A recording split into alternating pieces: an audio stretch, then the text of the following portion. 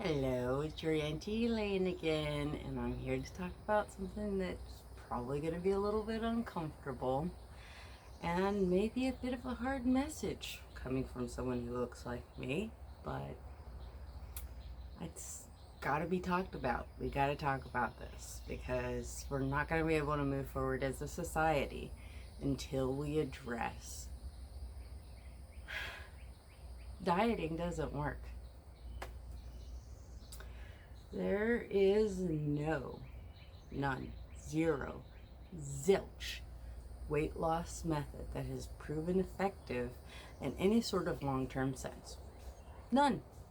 No surgery, no pill, no diet, no exercise routine, no lifestyle change, no nothing. Nothing. Dieting is a futile exercise. Dieting for the sake of dieting is futile. It just is. It's not. We need to move past this. We've tried it for generations. It's not getting us anywhere. We're getting fatter, you know, and it's not working. So it's time to move on and acknowledge the fact that using weight as the only metric or the primary metric of health, well, it isn't really very effective as far as healthcare goes. So here's the thing. You can lose weight. Losing weight is easy. Everyone knows the way to lose weight. You eat less and you exercise. And you generally can, in a short-term sense, lose weight doing that. You can, in a short-term sense, lose weight doing a lot of different things. Changing your diet, exercise,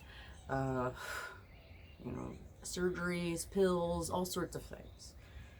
But statistically, it's shown that after a certain period of time, the weight comes back. It does. And another thing that we really overlook is how dangerous it is to go up and down all the time in your weight. That yo-yoing is extremely difficult on your body. And I'm saying that as someone who really, really, really understands that. In 2018, I was diagnosed with cancer. At that point, my spleen was 3 times its normal size. I'd basically starving to death, and I'd lost maybe like 80 to 100 pounds in, I don't know, 9-month period or something like that. And I was so determined as I went through chemo and was looking forward to my post-cancer life that I wasn't going to let that weight come back. Everyone said how great I looked, even though I was, sick and almost died. But I still looked so good because I'd lost so much weight and blah, blah, blah. Well, it came back, plus some. And in the time period after I finished up with chemo, I started hiking generally about 6 or 7 days a week, every day. I'd go out and hike for like a mile or two before work every day. And I still gained all that weight back. And I wasn't, ridiculous in my diet for the most part. I don't drink pop, and I haven't for like 15 years. No caffeine. There's a lot of things that I never have really been into. I'm a cigarette smoker. Back then I'd eat like salads for snacks and stuff. I was healthy. I was as healthy as I've ever been in my life in a lot of ways because, I had almost lost my life, and so I had a whole new perspective on it. And still, through that healthiest period of my life, I was gaining back weight because our bodies are going to gain it back. Once you've had it, it's basically impossible to truthfully lose weight in a long-term sense. Now, my life has kind of fallen apart again, and I've lost maybe like, I don't even know, probably 60 to 70 pounds over the last month, or the last year, because of some, as of yet, undiagnosable chronic illness that's had me out of work and, you know, again, barely able to eat. So, not the cancer this time, but it'd be nice to know what it is. And let me tell you, I'm as sick as I've been in a long time.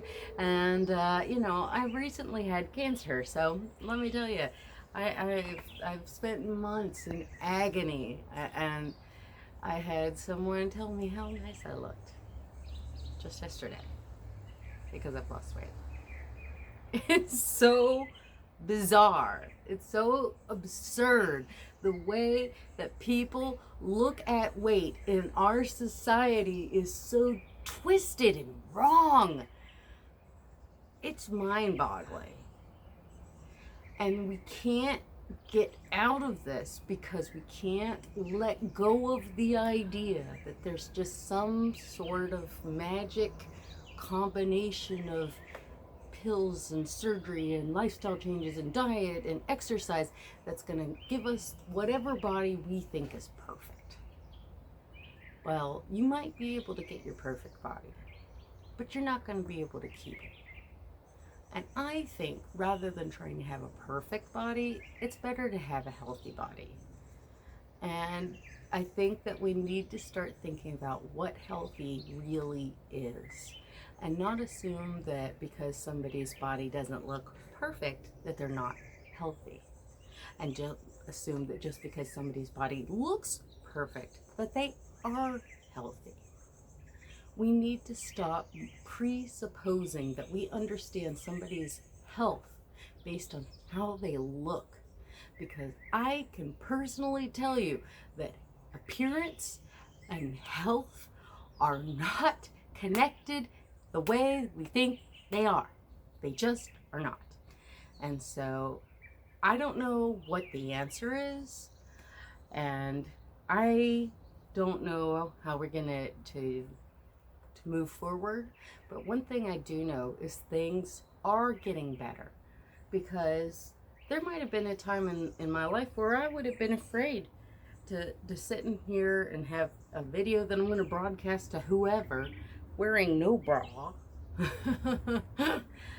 But I've learned to accept that, you know, this is my body.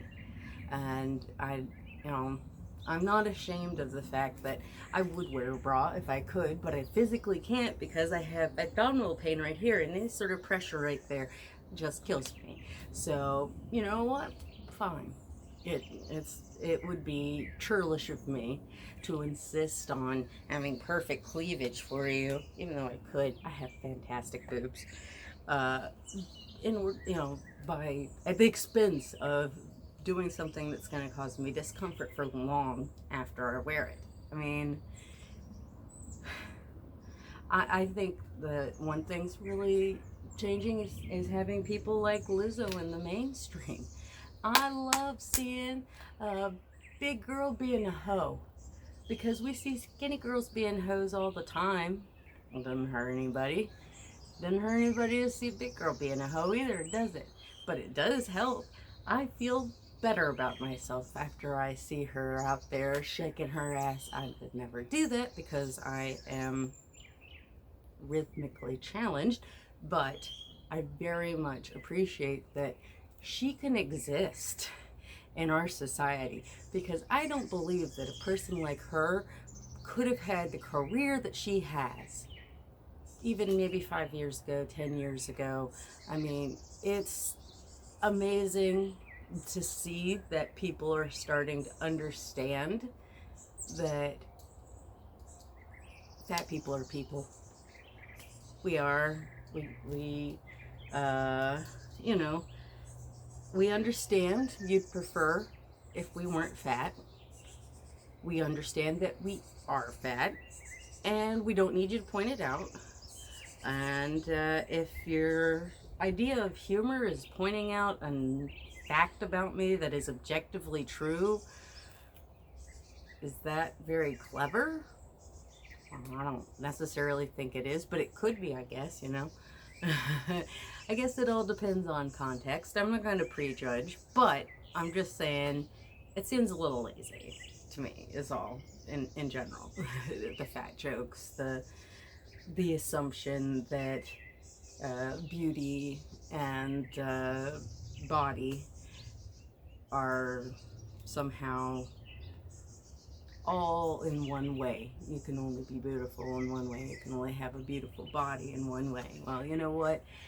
I, as a high schooler, 100% was way more comfortable in my body than most of my girlfriends, even the ones who were really thin, naturally thin, or the ones that really worked to be thin. I never felt like I hated my body. I love myself. I love my skin. I'm happy to be who I am. I'm fortunate. I'm grateful.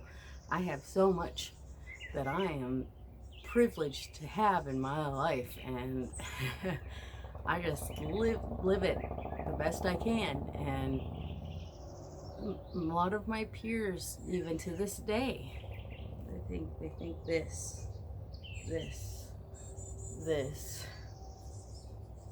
defines them, and they find that definition lacking, and that's sad to me, because our bodies are miracles. We're so lucky to have bodies, and I mean, I don't know. It's odd to me that we don't worship our temples, however they appear. You know, you can have the perfect symmetrical architectural temple, or you can have one that's a little lived in. Doesn't matter. It's all right. All of us are wonderful in our own ways. All of us have a beauty, and it's not shallow to dwell in that beauty, to own our beauty, to feel comfortable in our bodies, because we're all beautiful creatures, and that's a gift that we've been given. And so I'd like it if we could stop thinking that we need to change who we are, and just start loving and living who we are. So well, I'll stop lecturing at you for a while then. Bye bye.